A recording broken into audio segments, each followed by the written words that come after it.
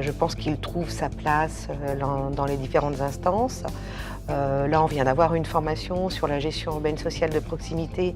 Le Conseil citoyen est membre de la gestion urbaine sociale de proximité.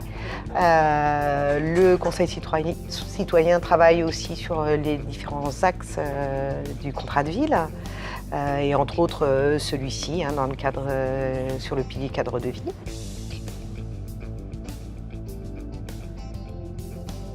Alors les conseils citoyens, donc déjà depuis la loi de 2014, ça fait partie des points importants, incontournables des projets de renouvellement urbain, c'est-à-dire l'association des habitants qui passe par les conseils citoyens. Donc il y a une attention très forte qui est portée sur leur implication dans le cadre des projets de renouvellement urbain. Et au sein de l'instruction de nos projets, au moment de décider les financements, parmi les partenaires, le CGET, le Commissariat général à l'égalité des territoires, est particulièrement vigilant à cette association des habitants.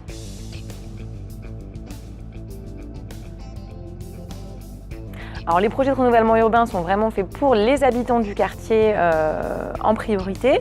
Ils vont avoir un regard beaucoup plus sensible au niveau des usages aussi du quartier. Donc dans le cadre des projets de renouvellement urbain, on va faire beaucoup d'études par des spécialistes plutôt parisiens ou en tout cas des grands cabinets. Et on a vraiment besoin d'avoir cette approche terrain, pratique, pour savoir comment fonctionne le quartier, qu'est-ce qui dysfonctionne.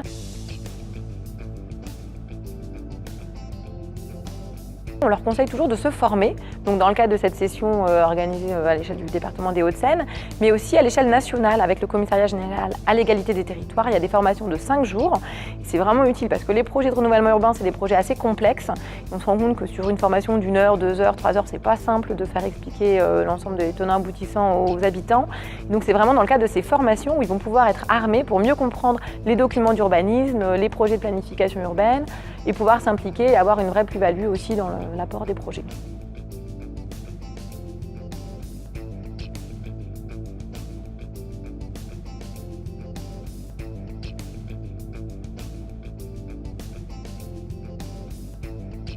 Alors, dans le cadre de ces actions d'insertion, on a développé un programme d'insertion qui prépare les jeunes des quartiers, des QPV de 18 à 25 ans.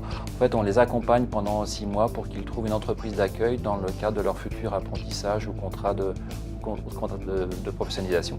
Et donc, en fait, on travaille en matière de sourcing avec les missions locales pour les faire entrer dans ce programme qui dure 6 mois avec des ateliers collectifs et un accompagnement individuel qui a lieu maintenant tous les ans du mois de mars au mois d'octobre. Et cette année, on a 50 jeunes, dont une douzaine qui sont domiciliés dans les QPV du département des Hauts-de-Seine.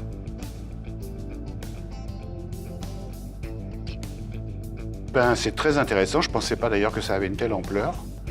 Et je trouve que ce qu'ils font, c'est quand même c'est interpellant. Et c'est quand même quelque chose de très positif pour tous les jeunes.